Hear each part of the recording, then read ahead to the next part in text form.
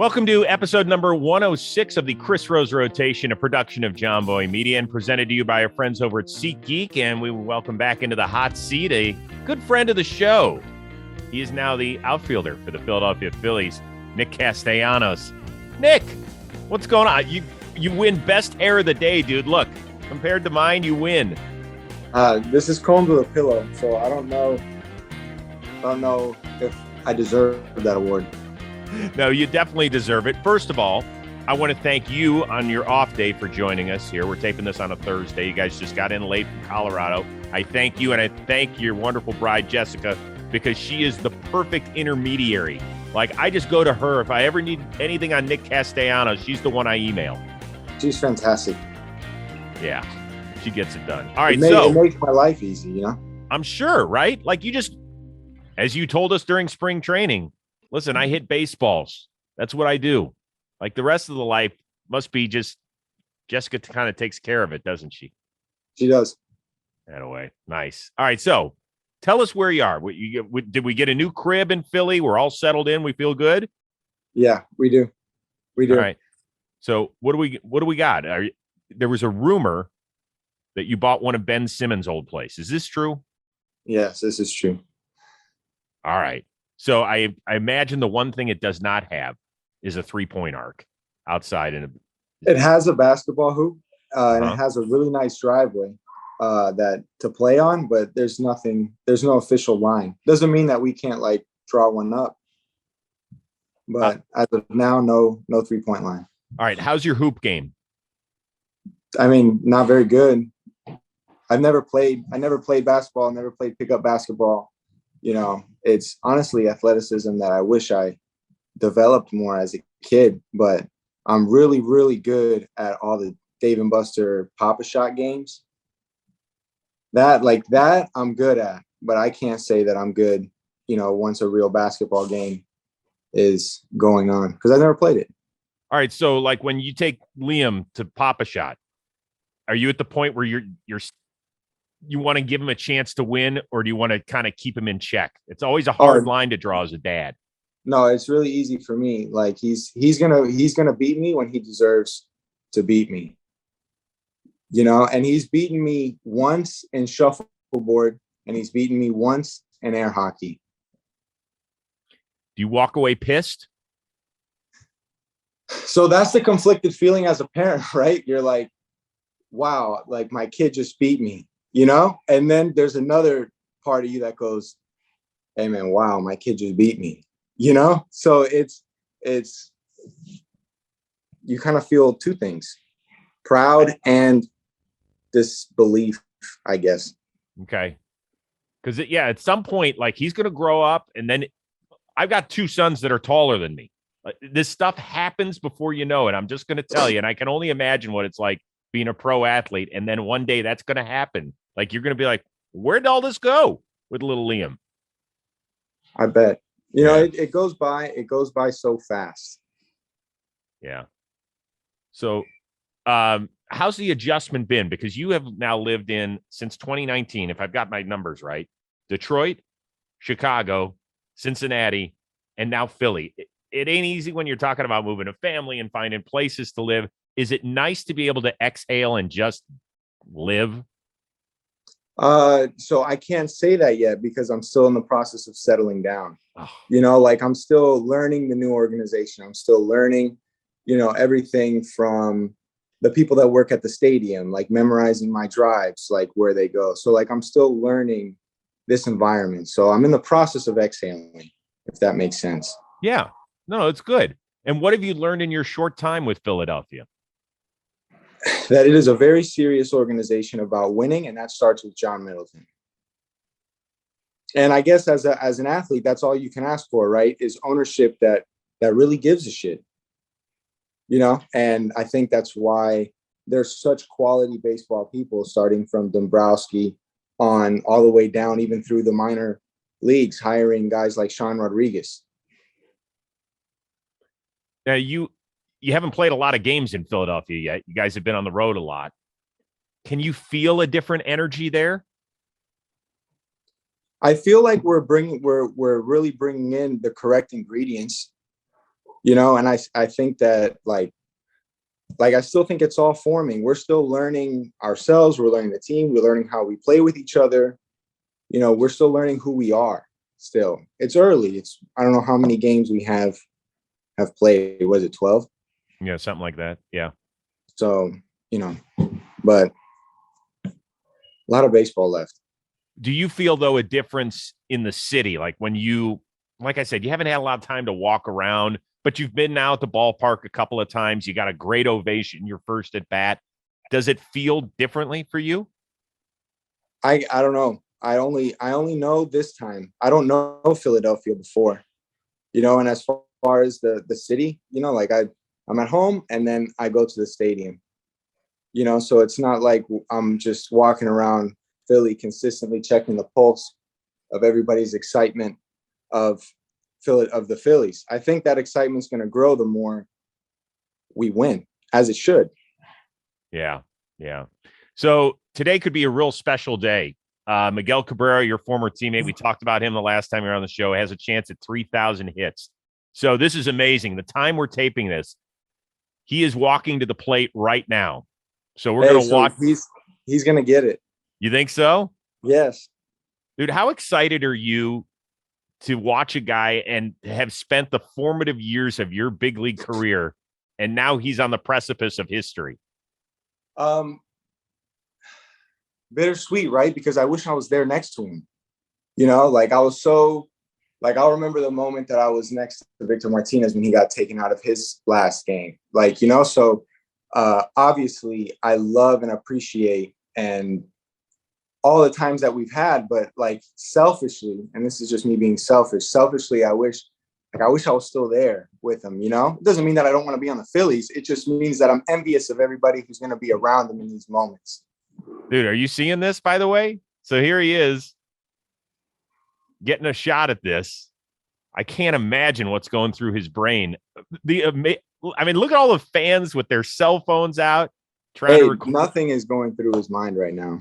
He's looking for a baseball and a square, and he's going to swing hard. All right, here we go. An 0-1 count from Jordan Montgomery. Oh!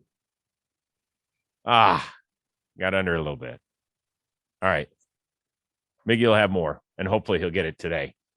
All right. I got a little excited. I saw the ball jump off his bat. I got a little excited. That's the amateur in me. So what you were saying, he's just looking in. Is this what he does? He looks in one spot? He just looks for the ball. Like he looks for the ball in his area, and he goes. Is that different than other major leaguers, or is that what most guys do? I have no idea.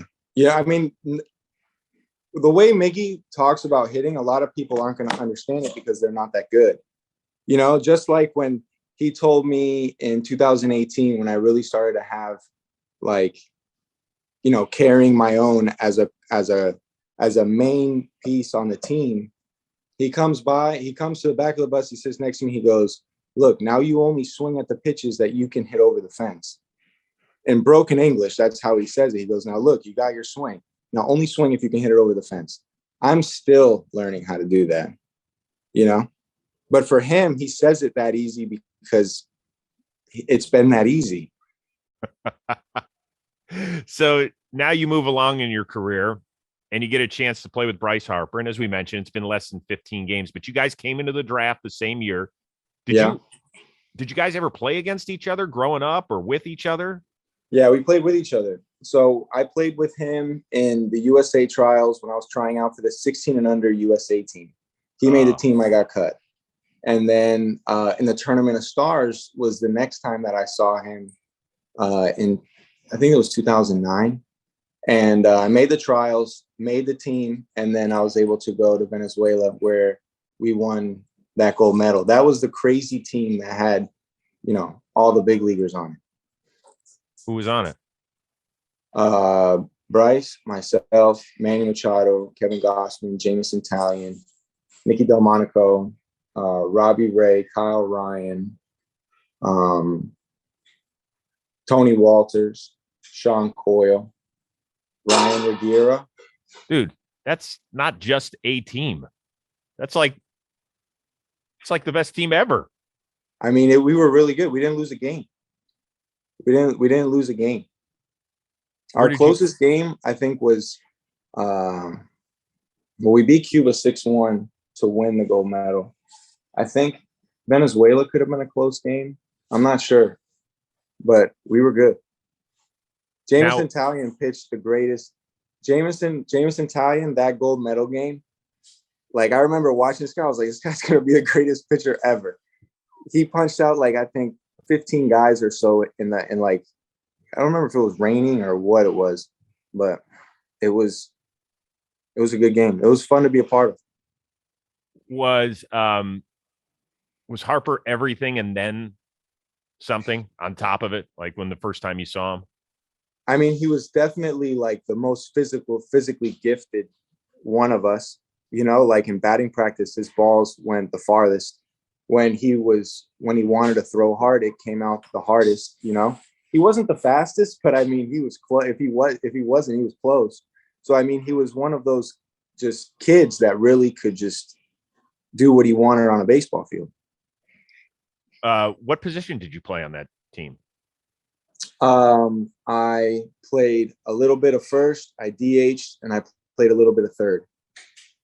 Machado was at short, right? Manny was at short. A bad man. Yes, he is. He's a bad man. Yes, he is. Like when you see those guys, I remember this too. My favorite Manny Machado moment isn't even in the big leagues. It's in Venezuela. So he gets hit in the head. Next pitch off of the same dude. I think it was the same dude, whatever. It's a mammoth home run, And I remember thinking like, yo, he's tough. Just little things that stick out in my head. Yeah, that ain't bad. So over the last several months, if you've been tuning in to anything here on John Boy Media, you probably heard us talk about the Topps Bunt Card Trader app, and hopefully you had a chance to check it out. Like my guy, Pete Moylan, he's on that thing like, I don't know, 23 and a half hours a day. He cannot get off of it, and I understand why. It's a ton of fun. Well, now Topps Digital is celebrating its ever-growing community with the third ever virtual event. It is called DigiCon 2022. It's a 3-day event. It takes place via their Twitch stream. So that's twitch.com/ToppsDigicast. And it has a huge lineup of celebrities, artists, personalities, and athletes. And it includes a visit from Mets first baseman Pete Alonso, the guy that's the most fun in baseball from the Tampa Bay Rays, Brett Phillips. Also, our very own Trevor Plouffe and Pete Moylan. They're going to be on to face off head-to-head in what looks to be a heated competition in bunt trivia. They're having Listen, if somebody was having a trivia contest and didn't invite this guy, come on. So Plouffe and Moylan, you better represent, or I'm going to let you have it at the next John Boy Media function. Anyway, tune in starting April 29th. It's a 3-day event at 11:30 a.m. Eastern on their Twitch stream, twitch.com/ToppsDigicast. We'll see you there. Was it not? How nice was it when Harper, during spring training, like you hadn't signed yet, Schwarber hadn't signed, and Bryant hadn't signed in Colorado? He mentioned the three of you specifically by name as guys we need to get in here. And he hit 2 for 3. When you're a free agent and you don't know where you're going, and one of the faces of the sport comes out and says something about you and how we need you to win, what's that make you feel? So it two things. It obviously makes me feel really good because anytime you have someone of his caliber, look, one of the things this is something that I don't understand is how often he gets chanted overrated. Have people looked at the back of his, seen his career? We just celebrated that man's 10 years. And I looked at him and I said, bro, you're 29.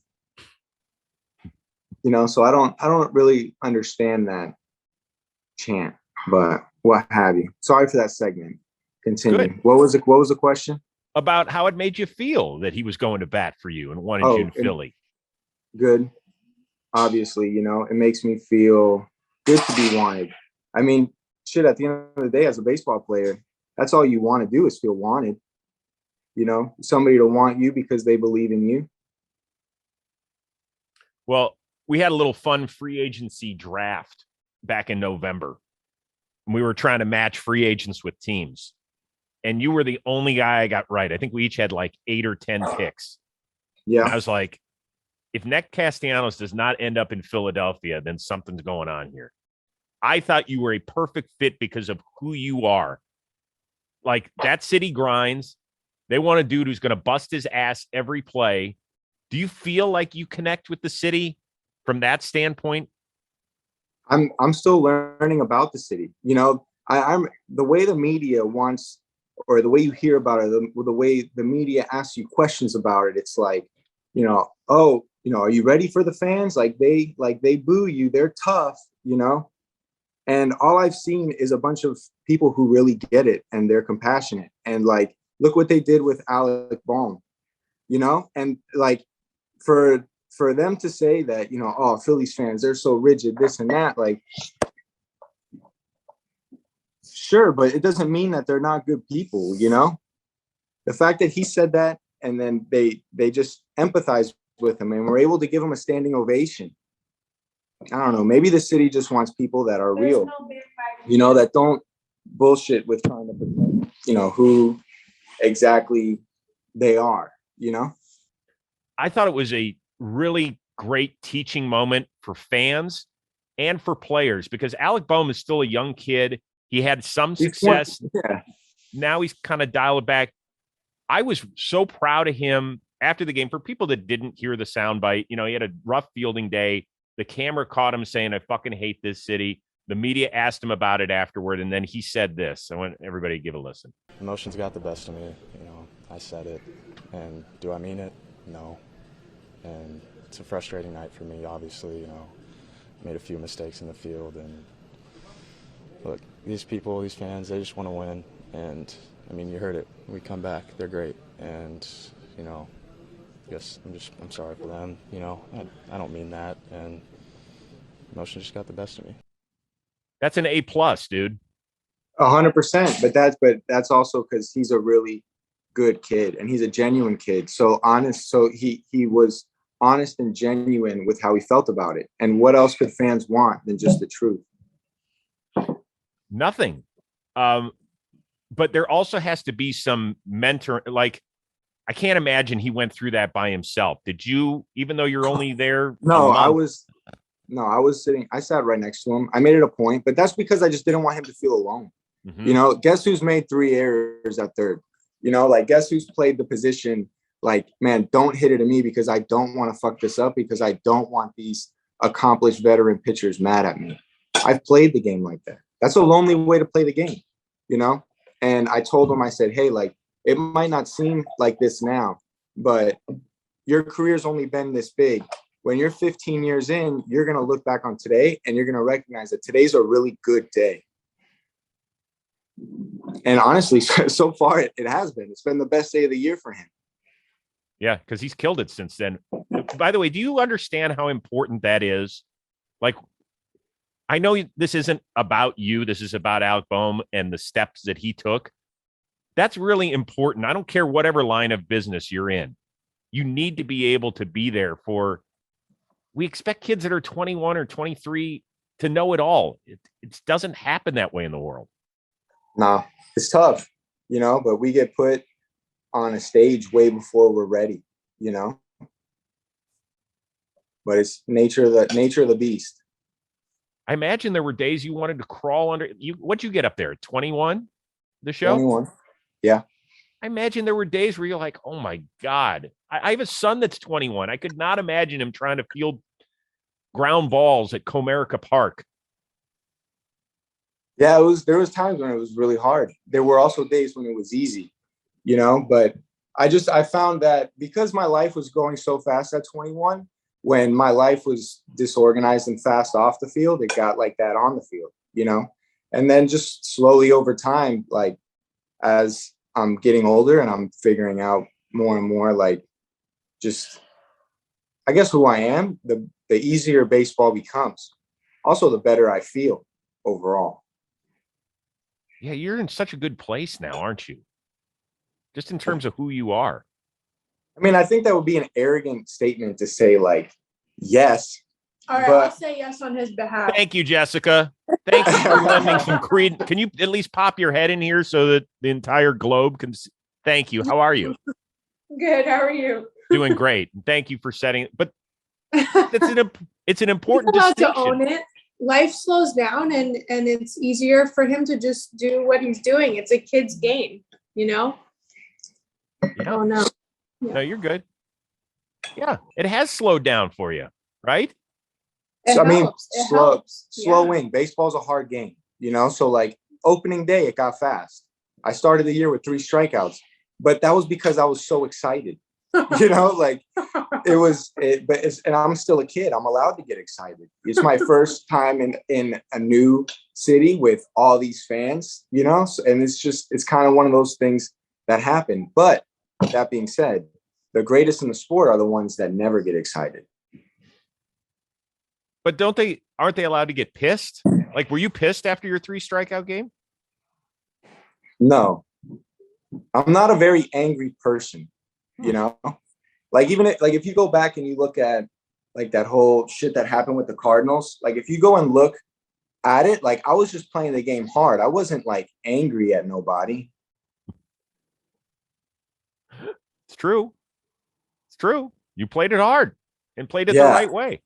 Well, I think it's important because my youngest son is 16 on a high school team, and I can't tell you the number of kids who wear their emotions on their sleeve. Like if they hit a ball pretty well and it's a line out to the left fielders, it's like somebody kicked their dog. Yeah, that's Liam. That's Liam, and that's also my dad. Ooh, so it's in the DNA. Yeah. So I got to watch my dad play a week of baseball this year at the Reds fantasy camp. And boy, did that just tell me everything I needed to know. How incredible was that for you? It was an unbelievable week, honestly, just to be able to sit back and watch all of the things that made me really proud and all the things that made me really fucking mad. Okay. You know? So give me a little taste of why in each direction. So I will say this. It makes me happy when I recognize my dad's stubbornly competitive nature and his like inability to see what's actually going on because of how much he believes in himself. That makes me really happy. It made me really mad when I saw that he's the worst teammate in the history of baseball. What makes him the worst teammate? Oh man, I don't know. I don't think I should just put my dad on blast. Let's just say that because he talked a big game, but he got there very unprepared. Yeah, that sums it up. You know, it's just he's never had to work on a team before because for the past 35 years, he runs his own medical practice. And as a doctor, you only give orders. You know, on a team, there's give and take. He doesn't know how to take. He only knows how to give. You know what I'm saying? Like that's why doctors are tough. Oh, hey, nice ceilings, by the way. Nice vaulted ceilings. Thank you. No, thanks, Ben's interior designer. Don't thank me. Yeah. I love that. So did you razz him or did you cheer him on? Were you like talking shit to him when he was up at the plate? Both. I was happy when he did something good and I let him know exactly how I felt when he did something bad. How did he do, by the way? He hit well. He pulled his hammy first. He hit well, but his very first practice before his game, he pulled his hip flexor, like he strained his hip flexor. And I was telling him that was going to happen in like December, November, because the only thing he would do to get ready for this is hit, because the only thing he cared about was hitting a home run. He forgot that there's all the other aspects of the game that are involved, you know? Did he at least hit one? Yeah, no, he got hits. He goes the other, not a home run. I think he hit 3 balls that would have been good, 2 or 3 balls that would have been good for doubles if he could move. Oh, poor guy. Oh man.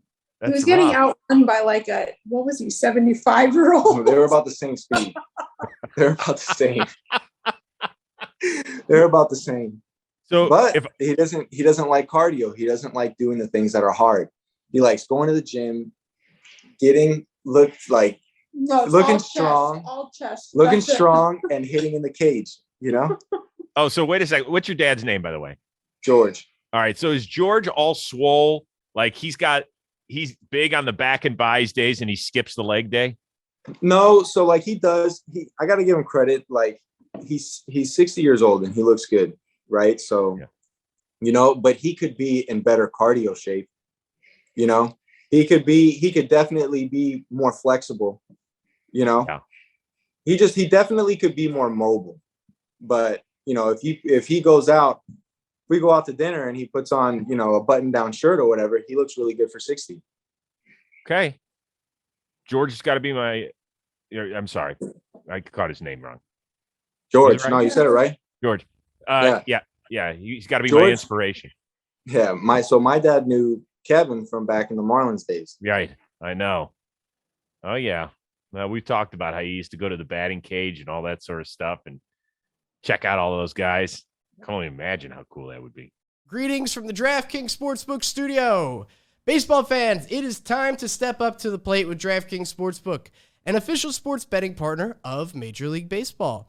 New customers can bet just $5 on any team to win and get $200 in free bets if they do. If Sportsbook isn't available in your state yet, you could still take a swing at stacks of green with DraftKings daily fantasy baseball contests. New customers can play for free for thousands in prizes with their first deposit.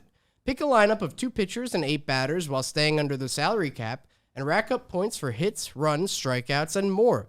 DraftKings is safe, secure, and reliable. Best of all, you can deposit and withdraw your cash whenever you want. Download the DraftKings Sportsbook app now. Use promo code ROSE. Bet just $5 and win $200 in free bets if your team wins their game. That's promo code ROSE at DraftKings Sportsbook, an official sports betting partner of Major League Baseball. 21 plus, restrictions apply. MLB trademarks used with permission. See show notes for details. And back to the show. I love your t-shirt, man. Do you have I hit baseballs and go to, I don't have a college degree. I hit baseballs. Do you have one of these shirts? I don't. I don't know. I feel like if other people want to wear that shirt, go ahead. I don't know. It just kind of makes me uncomfortable to walk around with my own shirt on. I have this other shirt that I found in the bag. Actually, Bryce found it, and it just says Philadelphia Baseball on it. And I like that one. So that's the one that I wear every day. I think it's simple, and it says it's just, Philadelphia Baseball. Are you a cutoff sleeves guy? You got to be. Yeah, so while I'm playing or like when I'm doing physical stuff, I don't like stuff like touching my neck, and just, I don't know. I feel more free. That's how I am running around. When I'm down in Florida in the off season, I rarely ever have a shirt on. So like I'm just, or shoes. Yeah, really? I'm outside just playing. I have a lot of land, so like I'm always just out there messing around with Liam or whatever. How's my guy Liam doing? Right now, he's playing air hockey with his aunt in the basement. Okay. So I don't know. I'll let you know when I ask Sherry if he whined when it didn't go his way. Oh, I like that. He's competitive, isn't he? He's got a little of that in him. He does, but he's competitive more about winning right now, where he would rather cheat to win than just really give it his best, but that's the little kid in him, so I gotta, beat that out of him. Yeah. He always sees it his way, if it's never to the benefit of the competitor, it's always to the benefit of him, even if it's Liam, relax, but sounds like he should be a pitcher. They want everything to go their way. That's what it sounds like he should be. I think that's most people. It's a good point. You're easygoing dude, and it's one of the reasons I like talking to you. Was there, because of the lockout and you didn't have a job before the lockout, was there any like trepidation, like, my God, what's going to happen? Were there any mornings where you're like, man, this is going to be tough? Or were you good the whole time?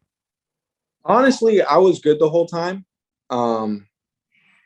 because I knew, like, big picture, right? I knew I was going to have a job, and I knew it was going to be for an amount of money that unless Jess and I lost our minds, we were hopefully going to be good, that we didn't have to grind 9 to 5 to do something that we didn't like to earn the purpose of a dollar.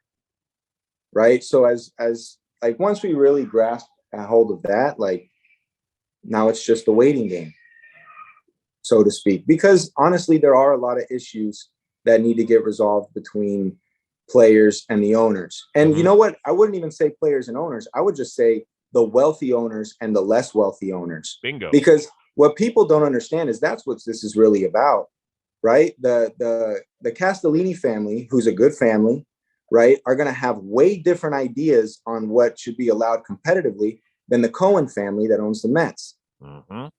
Right? So I think that, and again, this is just my opinion, but I think that you have to have, I think the idea of ownership in general without consequences on a game that can be won or lost is a backwards way to go about it, right? Like, how can someone indefinitely own baseball when it's never a constant variable?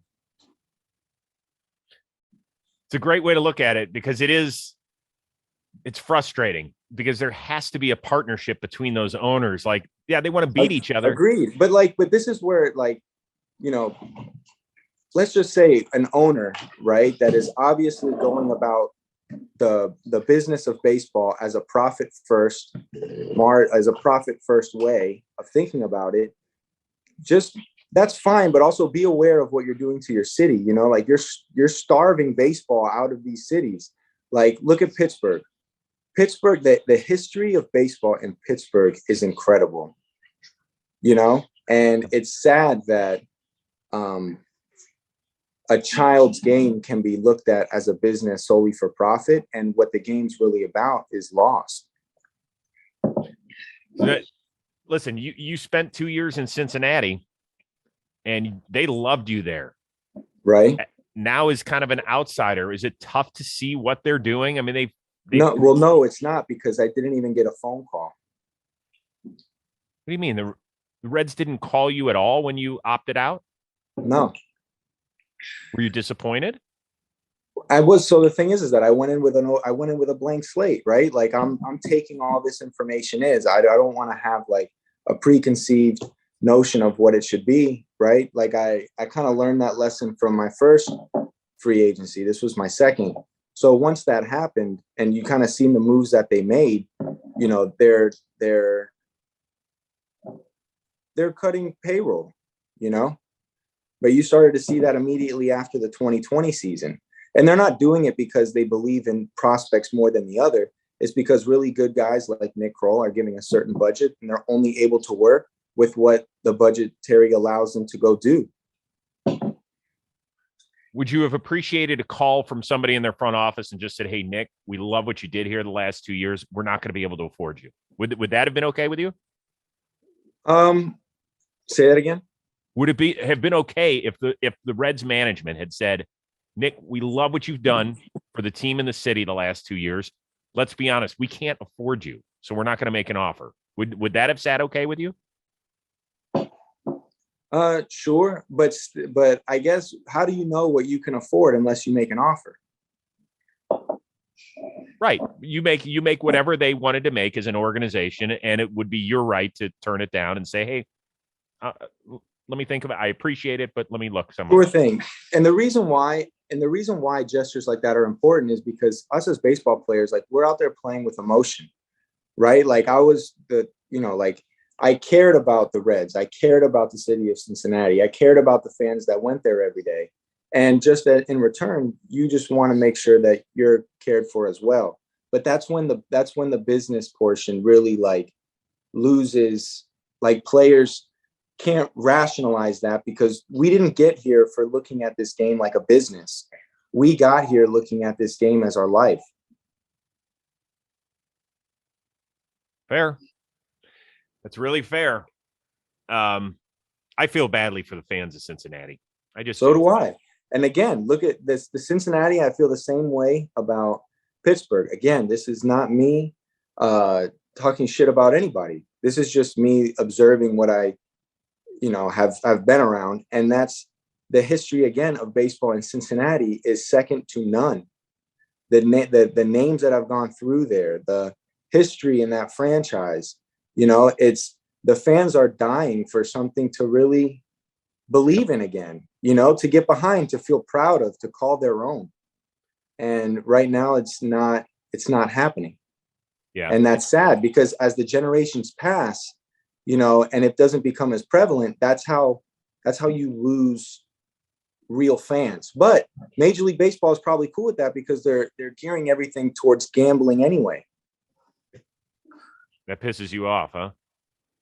It's just it really it's winning is secondary.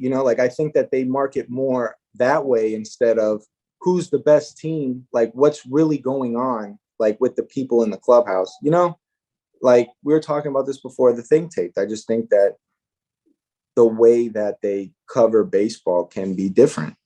The segments that they do can be different. I think that when MLB Network is put on and all of the segments look like the same as those money channels with all the TVs and the over-unders and the ups and the downs and the this and the that, like, isn't Pete Rose not in the Hall of Fame for this shit? Well, you know why. There's a big board when you walk in your clubhouse. I forget what a rule it is, 719 or, they give it to you every spring training, right? Don't bet on baseball, right? You've heard this for 10 years, haven't you? Yeah. You just feel like it's hypocritical. I just feel like I feel like there's a lot of things in baseball that are hypocritical, but I'm not mad at baseball for that because this is also a massive organization. Mm-hmm. So I'm sure there's going to be certain things that are you almost have to be hypocritical about. I know it's tough. I don't get paid enough to make those decisions, but man, once you start dancing down that road, it gets dark quickly. Really does. Yeah, I bet. How's your flip phone? It's good. It's right. Still the same program, $11.99 a month for unlimited text and calls. Yeah, same phone, same thing. You know where it is. It's in my pocket. You're never going to go back, are you? I don't know. I can't say never, but I do know the one things that like areas that I wish I did have was an easier ability to like text. So like now with the team, like if I wanted to make group chats or this or that, like that aspect, this phone sucks at. Can you splurge and maybe just get a texting program on your iPhone and that's it? You won't put any social media. You won't look at it for anything other than team texts. So for sure I would do that, but that's a lot of self-control. Like, do you think you could do that? Hell no. Right? Of course not. That's nuts. That's nuts. So to me, that's crazy to think about how dependent you are on, and not you, but like everybody is on constant outside information all the time. I'll throw myself in there. I have no shame. I'm a 51-year-old loser. I'm in there too. The only reason why I got rid of that is because I recognized it. Yeah, but you have strength. You just turned 30 this spring. You have strength. I'm 51. I'm a loser. I'm already over the hill. I'm done. It's horrible. My God. What a joke. Hey, do all your kids have iPhones and stuff already? Of course they did. Well, but you got to remember, I've got an adult. I have a 21-year-old and I have a 16-year-old. Very true. Yeah. You might see the older one in San Diego. He's working for for Bally's that covers the Padres. So nice. Does he enjoy that? He just started this year. He's enjoying it. Yeah, it's he's just at an entry-level position, which is perfect for him. Proud of him. I just went and saw him last weekend. We spent a good just he and I. We don't get a lot of time where it's just the two of us. So I really valued it. We had a great time together. That's nice. Awesome. And then after this today, I get to watch my 16-year-old go play baseball. Life ain't bad. No, it's not. It's only as good or as bad as you make it. Yeah. He's a third baseman that's been kicking it around a little bit over there too. If you know what I mean? He has. Does he have ADD? Like, does he lose focus? No, he's a sweet kid. He's pretty smart too. But you know what he doesn't have? He doesn't have the fuck you gene. He's like too nice. Hey, there's a lot of problems. Like, I can relate to that too. I'm not a kid that's pissed off at the world, that wants to fight anybody for anything at a drop of a hat. So I can relate to them. So did losing piss you off when you were a kid, though? I never did. That's the thing. As an amateur, I never did. I won all the time when I was a little kid. Our tournament teams were really good. I mean, we lost some tournaments, but like if we were going to 15, we were winning more than 10. And I forgot you and Hosmer played on the same high school team too. Yeah, who's off to a great start, by the way. I think he's going to have a good year. Yeah. And by the way, I just saw him and I told him how proud I was of him, because it ain't easy to have your name put up in trade talk, basically be traded to the Mets, and then all of a sudden you got to walk back in the clubhouse the next day. That ain't easy. Yeah, I feel you. But I do feel you. I went through that 2 years in Detroit. Where you thought, like, because he was almost like traded, like the Mets at the end. Oh, well, I don't know how close my trades ever got to, but 18 off season 18, 19, and then the trade deadline in 19. Where'd you think you were going? Where did I think I was going? Uh-huh. Oh, I don't know. I just knew I was going to go somewhere because they weren't going to offer me an extension, and I knew they didn't want to offer me, give me the qualifying offer. Right. So, I mean, the common sense from the business aspect was that I was going to go somewhere. And that's really hard to play baseball when you're like that, because it's hard to be where your feet are when you think that your whole fam can just get uprooted, Yep. Hey, we forget you're human beings too. Your daddies, your husbands, your sons. I know you get paid handsomely for it, but that doesn't erase everything about being a human being still. Just make that point. All right, let's spin the wheel of moderately interesting things so you can enjoy the rest of your day with your family. And I do appreciate you giving some time. Yeah. All right. Oh, this is a great one. Meet and greet. How did you meet Jessica? Did I just get the biggest sigh ever? No. She just started laughing. So through my sister. So my sister ended up being roommates with one of her really good friends in college. So Jess is originally from New Jersey, and she was going to go play college softball, but I don't know. Her and her dad were fighting because softball and competitive shit. She's more competitive and fiery than I am, believe it or not. So she ends up rebelling against her fam, going down to FIU to be by her brother and just have a real college experience, which I can relate to because she would consistently say, well, there's no major leagues in softball. So right. It's different. You aspire after college.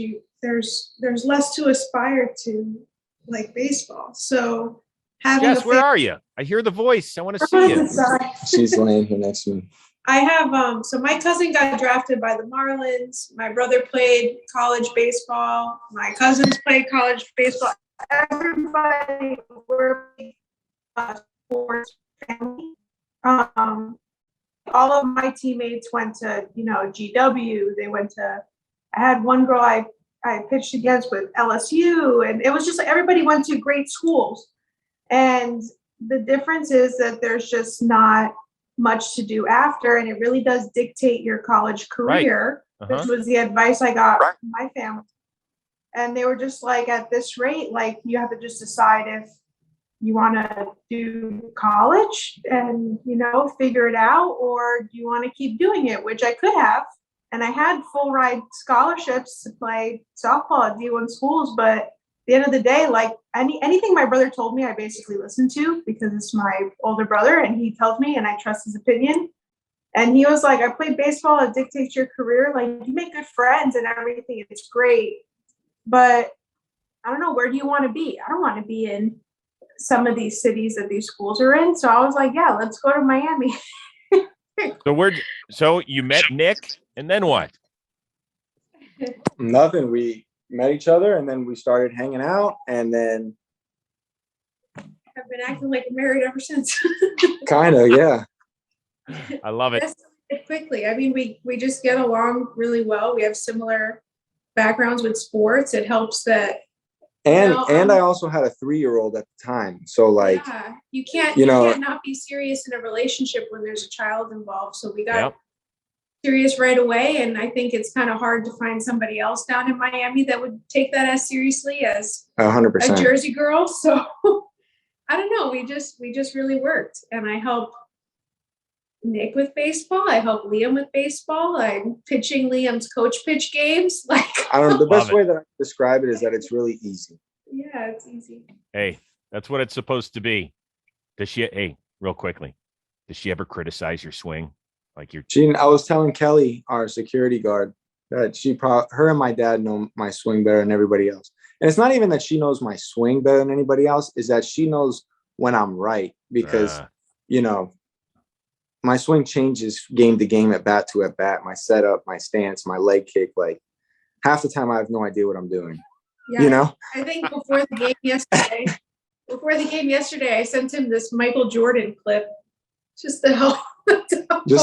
Yeah, she gets it, and her heart's in winning just as much as mine is, like when we're playing bad, like she feels that, Well, listen, I love the relationship you guys have. I appreciate you always coming on, and I know it's your off day, and listen, you're moving into a new house. You got a lot of shit going on.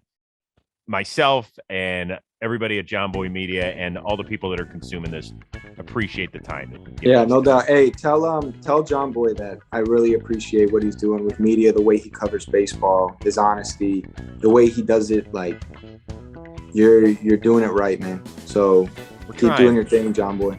Yeah, we have fun here. I can tell you that. We don't have any problem having it in the fun department. So keep crushing, keep enjoying. Enjoy your homestand that you got coming up this weekend. And tell my buddy Liam I say hi. All right? No doubt. Later, man. Great seeing you as always. Special shout out to our producer extraordinaire, the one and only Robbie Scirocco. I am Chris Rose. We'll see you next time here on the Chris Rose Rotation, a production of John Boy Media.